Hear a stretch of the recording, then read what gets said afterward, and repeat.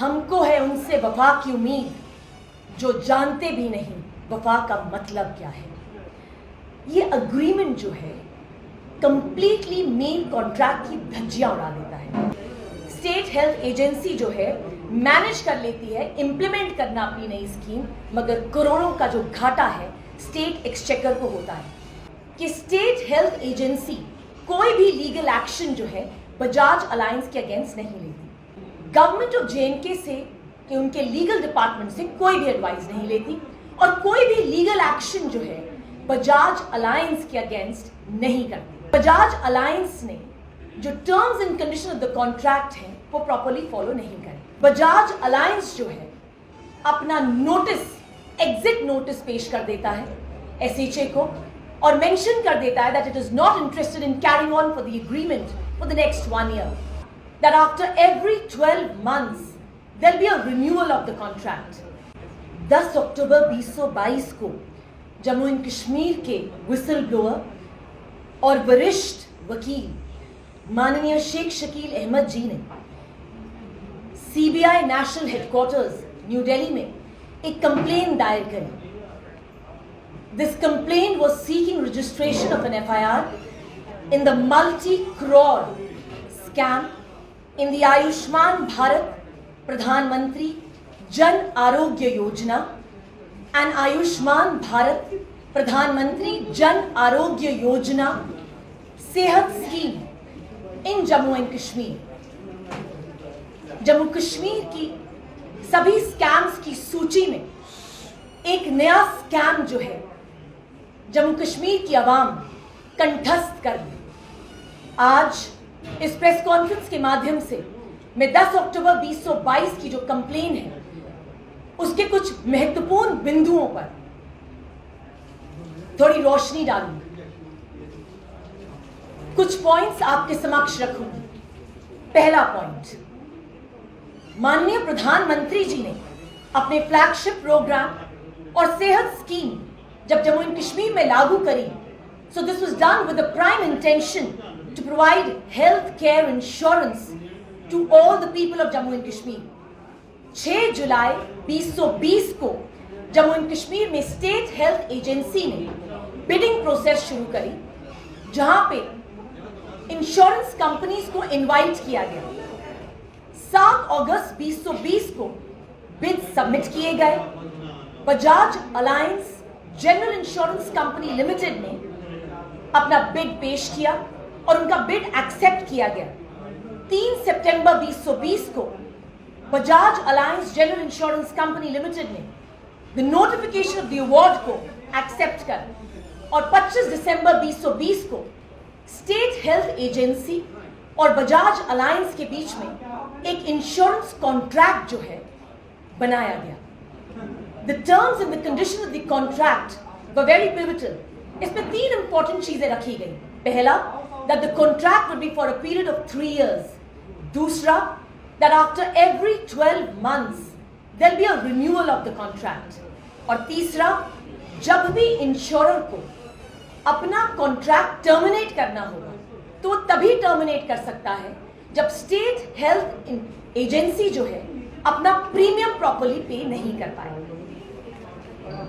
Clause 27.3 of the contract बहुत ही बेहतरीन तरीके से इन इंपॉर्टेंट पॉइंट्स को दर्शाता था, मगर हैरानगी की बात यह है कि 13 सितंबर 2021 को बजाज अलायंस जो है अपना नोटिस, एग्जिट नोटिस पेश कर देता है एसएचए को और मेंशन कर देता है that it is not interested in carrying on for the agreement for the next 1 year। Bajaj alliance ने जो terms and condition of the contract है वो प्रॉपर्ली फॉलो नहीं करे, मगर हैरानगी की बात यह है कि स्टेट हेल्थ एजेंसी कोई भी लीगल एक्शन जो है बजाज अलायंस के अगेंस्ट नहीं लेती। दूसरा तथ्य, for almost 2 months state health agency government of JNK से कि उनके लीगल डिपार्टमेंट से कोई भी एडवाइस नहीं लेती और कोई भी लीगल एक्शन जो है बजाज अलायंस के अगेंस्ट नहीं करती। और इसके बावजूद कि उनको स्ट्रिंजेंट एक्शन लेना चाहिए था, वो 12 नवंबर 2021 को एक नया बिडिंग प्रोसेस शुरू कर देते हैं। 3 इंश्योरेंस कंपनीज जो है इसमें शॉर्टलिस्ट होती हैं। बजाज अलायंस इस न्यू बिडिंग प्रोसेस में one of the insurance company था। IFFCO Tokyo general insurance company जो थी अल्टीमेटली लोएस्ट बिड उनका था, उनको सिलेक्ट किया गया।